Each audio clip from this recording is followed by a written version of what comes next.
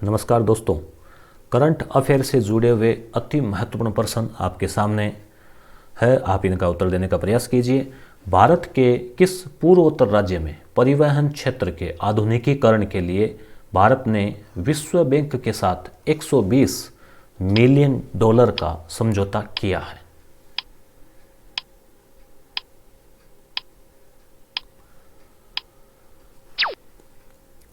तो दोस्तों, इसका उत्तर हो जाएगा मेघालय। जी हाँ, पूर्वोत्तर राज्य मेघालय में परिवहन क्षेत्र के आधुनिकीकरण के लिए जो है विश्व बैंक के साथ में ये समझौता किया गया है। तो आप इसको ध्यान में रखें। ट्रेस द्वारा जारी वैश्विक रिश्वत जोखिम सूचकांक में शीर्ष स्थान डेनमार्क का है, यानी कि वहाँ रिश्वत का जोखिम बहुत कम है, जबकि अंतिम 194वें स्थान उत्तरी कोरिया का है, यानी रिश्वत बहुत ज़्यादा है। भारत की इसमें क्या रैंक रही, आप बताइए। देखें इसमें, और इसमें 4 कारक होते हैं। तो दोस्तों, भारत में इसकी रैंक रही 77वां स्थान रहा भारत का 194 देशों की सूची में। और सरकार के साथ में वार्ता किस तरह से हो रही है, सिविल सेवा की पारदर्शिता कितनी है, रिश्वत की प्रतिरोधिता का जो तंत्र है वो कितना सक्रिय है, और मीडिया की भूमिका, इन 4 सूचकांकों के आधार पर इसको तैयार किया जाता है।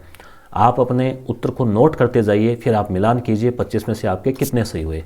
हाल ही में नवंबर 2020 के चुनाव में जीत के साथ ही बिहार के मुख्यमंत्री के तौर पर नीतीश कुमार ने अब तक कितनी बार मुख्यमंत्री पद की शपथ ली है?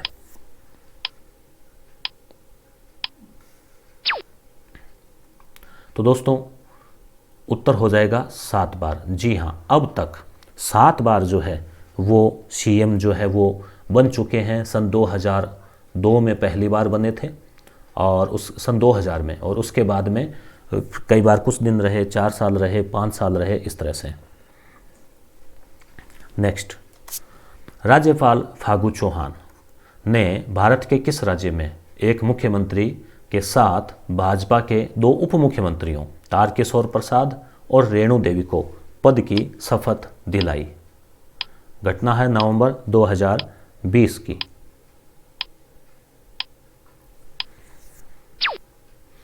तो उत्तर हो जाएगा मित्रों बिहार। ध्यान में रखें, वर्तमान में पूरे भारत में केवल बिहार ही एक ऐसा राज्य है जहां 2 उप मुख्यमंत्री है, दोनों के नाम आपके सामने हैं, और सीएम है नीतीश कुमार, 7वीं बार बने हैं। इन सभी प्रश्नों की पीडीएफ भी आपको मेरे टेलीग्राम चैनल पे मिल जाएगी, और टेलीग्राम चैनल का लिंक डिस्क्रिप्शन में नीचे दिया गया है। बिहार विधानसभा चुनाव 2020 से जुड़े तथ्यों में निम्न में से कौन सा सही नहीं है?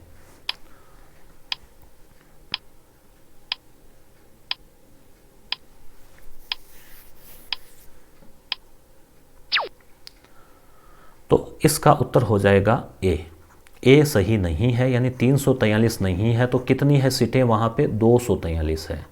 बाकी मतदान 3 चरणों में हुआ। एनडीए जो गठबंधन है उसको 125, और जो महागठबंधन है उसको 110 सीटें मिली। जनता दल के नेता है नीतीश कुमार, जो कि एनडीए की सपोर्टेड पार्टी है, उन्होंने मुख्यमंत्री पद की शपथ ली।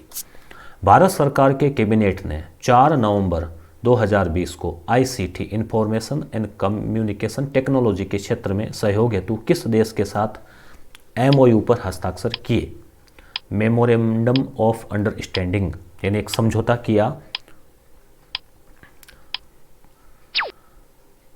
तो यहां उत्तर हो जाएगा जापान और ब्रिटेन। जी हाँ, जापान के साथ में और ब्रिटेन के साथ में सूचना तकनीकी क्षेत्र में आदान प्रदान सहयोग के लिए किया, जबकि कंबोडिया और इजराइल के साथ में स्वास्थ्य और चिकित्सा के क्षेत्र में समझौता किया, और ब्रिटेन के साथ में भी स्वास्थ्य संबंधी भी किया। स्पेन के साथ में जो है वो खगोल भौतिकी, एस्ट्रोफिजिक्स, खगोल भौतिकी में सहयोग को लेकर समझौता किया। भारतीय खगोल भौतिकी संस्थान, अभी अभी हमने नाम लिया था खगोल भौतिकी, इंडियन इंस्टीट्यूट ऑफ एस्ट्रोफिजिक्स, कहाँ पर स्थित है, जिसका स्पेन के साथ आपसी सहयोग हेतु एक समझौता हुआ?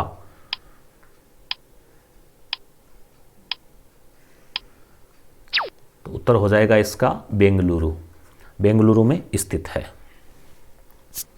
नवंबर 2020 में भारत के 11 राज्यों की 59 विधानसभा और बिहार की एक लोकसभा सीट, यानी कुल 60 सीटों के लिए 59 विधानसभा प्लस एक लोकसभा के लिए उपचुनाव संपन्न हुए। इनमें सर्वाधिक विधानसभा सीटों हेतु उपचुनाव किस राज्य में हुए?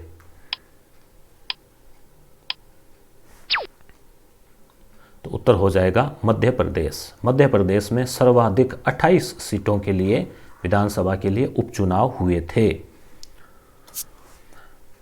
एडलगिव फाउंडेशन व हरुन इंडिया द्वारा जारी सूची के अनुसार वर्ष 2020 का सबसे दानवीर भारतीय व्यक्ति कौन है?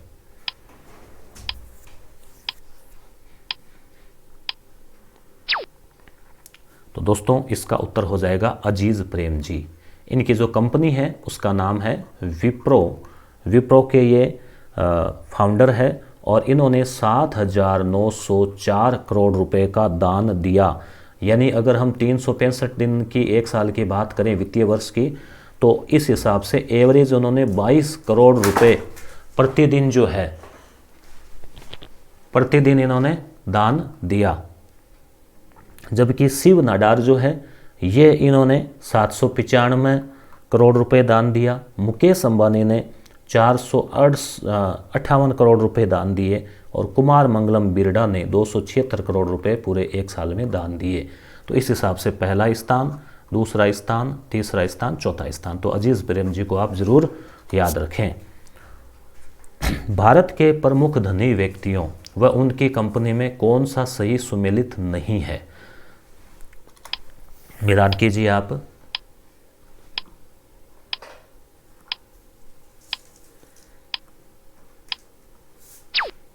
तो दोस्तों इसका उत्तर हो जाएगा नंदन नीलकेणी। इनकी जो कंपनी है वो हिंदुजा ग्रुप नहीं है, इनकी कंपनी है इन्फोसिस। जबकि हिंदुजा ब्रदर्स जो है वो उनका हिंदुजा ग्रुप है, तो इन्फोसिस हो जाएगा। और अजीज प्रेम जी विप्रो है, शिव नाडार HCL है, अनिल अग्रवाल वेदांता है। तो आप इनको ध्यान में रखें। WEF वर्ल्ड इकोनॉमिक फोरम विश्व आर्थिक मंच द्वारा जारी वैश्विक स्मार्ट सिटी रोड मैप में विश्व के 36 शहरों की सूची में भारत के कितने शहर शामिल है? तो उत्तर हो जाएगा 4। विश्व के 36 शहरों में एक स्मार्ट सिटी का रोड मैप तैयार किया गया है जिसमें भारत के 4 शहरों को भी शामिल किया गया है और इनका नाम रहेगा इंदौर। आप याद रखें इन शहरों को। बेंगलुरु, क्योंकि परीक्षा में पूछा जा सकता है, फरीदाबाद और हैदराबाद। ये जो 4 शहर है ये शामिल इसमें किए गए हैं। डिजिटल इंडिया ऑनलाइन फिल्म, समाचार, डिजिटल मीडिया, तो जैसे ऑनलाइन फिल्म है, न्यूज है आदि, ऐप वगैरह है और है, को अब किस मंत्रालय के अधीन कर दिया गया है?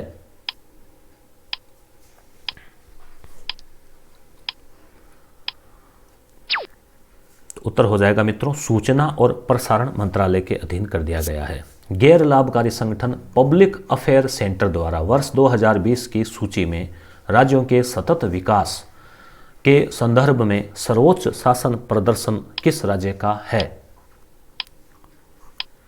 सतत विकास में सबसे अच्छा प्रदर्शन किस राज्य का रहा? तो उत्तर हो जाएगा मित्रों केरल। केरल का इसमें सर्वोच्च प्रदर्शन रहा। छोटे राज्यों की श्रेणी में गोवा का रहा और केंद्र शासित प्रदेशों की श्रेणी में चंडीगढ़ का रहा। और राजस्थान की हम बात करें तो इसका स्थान 11वां रहा। गवर्नेंस यानी कि अधिकतम जो है सरकार का कल्याणकारी रूप लोगों तक पहुँचे। और पब्लिक अफेयर सेंटर जो है ये इसका मुख्यालय कर्नाटक में है ये और बेंगलुरु में, और 1994 में इसकी स्थापना हुई थी। इसके वर्तमान में जो प्रमुख है वो है के कस्तूरी रंगन। नाम आपने सुना होगा। ये पहले किसके प्रमुख रह चुके हैं? बहुत बड़ी संस्था के। तो आपको याद आया होगा, कमेंट कीजिए। इसरो। बहुचर्चित पिनाका प्रणाली का संबंध किससे है? नाम आपने सुना होगा, न्यूज़ में भी आता रहता है, पिनाका। याद कीजिए पिनाका का संबंध किससे है? तो उत्तर हो जाएगा रॉकेट। ये DRDO defence research development organisation के द्वारा रॉकेट प्रणाली है, जिसका परीक्षण जो है वो उड़ीसा के चांदीपुर से होता रहता है। भारतीय नौसेना द्वारा कलबरी श्रेणी में स्कॉर्पियन की 5वीं पनडुब्बी पानी के अंदर जो चलती है, उसका मुंबई के मझगांव डॉक से 12 नवंबर 2020 को लॉन्च किया गया। क्या नाम है उसका? यानी स्कॉर्पियन श्रेणी की पनडुब्बी का नाम बताइए। तो उत्तर हो जाएगा इसका दोस्तों वागीर। कुल 25 प्रश्न है, बने रहिए। भारतीय नौसेना को किस देश से नवंबर 2020 में 4 पोसाइडन P-81 विमान प्राप्त हुए हैं? यानी ये विमान हमने किस देश से लिए हैं अभी हाल ही में? तो इसका उत्तर होगा दोस्तों USA यानी अमेरिका। अमेरिका की कंपनी है जो विमान बनाती है, जिसका नाम है बोइंग कंपनी से लिए हैं। अभी हमने 4 विमान लिए हैं, पहले ये 8 ले रखे थे, तो कुल 12 विमान हो गए हैं। नाम है P-81, ठीक है। तो पहले 8 ले रखे थे और नाम ही 8 ही है, P-8। और इनको INS हंस जो युद्धपोत है उस पर तैनात किया जाएगा। भारतीय वायुसेना ने सुपरसोनिक क्रूज मिसाइल यानी ध्वनि की गति से भी तेज चलने वाली ब्रह्मोस, जो कि भारत और रूस की संयुक्त परियोजना के तहत बनी हुई है, के लड़ाकू विमान से दागे जा सकने वाले प्रारूप का, यानी लड़ाकू विमान से भी उसको छोड़ा जा सकता है, उसका सफल परीक्षण किस लड़ाकू विमान से अभी हाल ही में किया गया?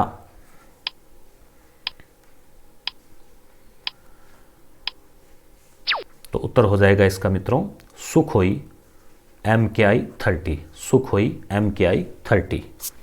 DRDO द्वारा विकसित सतह से हवा में यानी जमीन से हवा में मार कर सकने वाली मिसाइल QRSAM यानी quick reaction surface to air missile का सफल परीक्षण नवंबर 2020 को कहां से किया गया?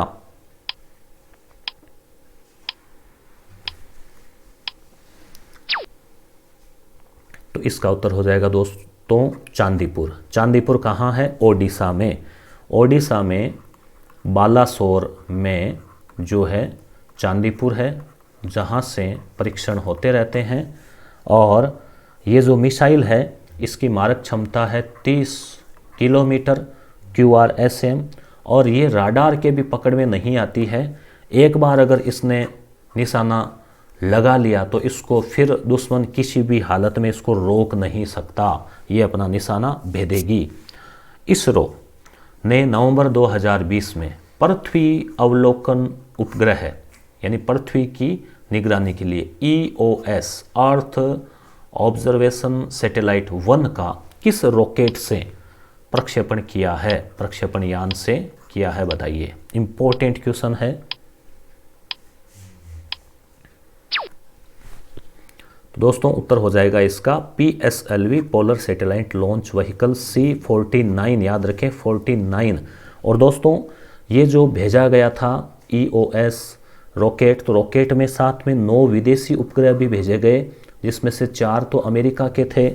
और ये जो उपग्रह है वो जैसे कृषि है, आपदा है, मौसम है, चक्रवात है आदि की निगरानी जो है वो करेगा। और इसरो की एक वाणिज्यिक शाखा और है प्रोफेशनल, जिसका नाम है NSIL यानी कि नेशनल माफ़ी चाहूँगा N यानी new space India limited, new space India limited. तो ये इसरो की प्रोफेशनल शाखा है जो रुपए लेकर दूसरे देशों के भी जो यान है वो भेज देती है। केंद्र सरकार ने 15वें वित्त आयोग की सिफारिश के अनुसार वायु गुणवत्ता सुधारने के लिए 15 राज्यों को पहली किस्त में कितनी राशि जारी की है? 15 राज्य है जो लगभग पूर्वोत्तर के राज्यों को छोड़ के बाकी लगभग राज्य है इसमें, और 2200 करोड़ जो है इसमें इनको राशि जारी की है। इन 15 राज्यों के 42 शहरों को चुना गया है, और जहां इसमें राजस्थान भी शामिल है, ध्यान रखना, इन 15 राज्यों में। प्रधानमंत्री मोदी जी ने किस राज्य के लिए रो पैक्स टर्मिनल का वीडियो कॉन्फ्रेंस के जरिए नवंबर 2020 में उद्घाटन किया? तो रो पैक्स, इससे क्या होगा, जो दूरी है दो शहरों के बीच की वो बहुत कम हो जाएगी, और इसका उत्तर हो जाएगा दोस्तों गुजरात। आप मुझे ज़रूर बताएं कि क्वेश्चन आपको कैसे लगे, अच्छे लगे हैं तो वीडियो को लाइक करना, और ये जो टाइम वाला सिस्टम है वो भी आपको कैसा लगता है बताइए, 10 सेकंड का। Indo Israel centre of excellence for vegetable product cultivation जो है वो कहाँ खोला गया है? इजराइल की सहायता से, उसकी टेक्निक से, किस राज्य में? तो उत्तर हो जाएगा असम। जी हाँ दोस्तों, असम में कामरूप जिला है। कामरूप जिले में जगह है खेत्री, वहाँ पर ये खोला गया है। 10 करोड़ रुपए की लागत इसमें आएगी, और इसमें बहुत सारी सुविधाएं जैसे ग्रीन हाउस जो है इफेक्ट, उसके अलावा ऑटोमेटिक सिंचाई स्वचालित, और उसके अलावा किसानों के लिए जैसे प्रशिक्षण, तो आदि सुविधाएं यहाँ रहेगी। और वेजिटेबल और कृषि जो है उसकी कृषि वो खेती जो है वो होगी। भारत में 28 जुलाई को फ्रांस से 5 राफेल विमान आए थे, आपको याद होगा। उसके बाद दूसरी खेप 4 नवंबर 2020 को गुजरात के जामनगर एयरबेस पर पहुंची। दूसरी खेप में कितने राफेल आए हैं? 5 पहले आ गए, अब दूसरी में कितने आ गए? तो क्या उत्तर हो जाएगा? 3। 5 + x = 8, तो 3 उत्तर हो जाएगा। यहाँ पे 3 राफेल जो है वो अब और आ गए हैं दोस्तों। कोविड-19 के बारे में जागरूकता पैदा करने के लिए IITM कोविड द्वारा किस IIT ने, ये एक गेम है, वीडियो गेम, तो गेम है, ये किस IIT ने जो है विकसित किया है बताइए। देखें, कोविड को लेकर बहुत सारे ऐप भी आ गए हैं। आरोग्य सेतु है केंद्र सरकार का, राजस्थान का था राज कोविड इन्फो, और ये है मद्रास जो IIT है उनके छात्रों ने गेम विकसित किया है। आज के वीडियो का लास्ट क्वेश्चन। वीडियो अच्छा लगा तो ज़रूर अपने दोस्तों में एक फ्रेंड को आप कम से कम व्हाट्सएप पे या और साधन में शेयर ज़रूर करें।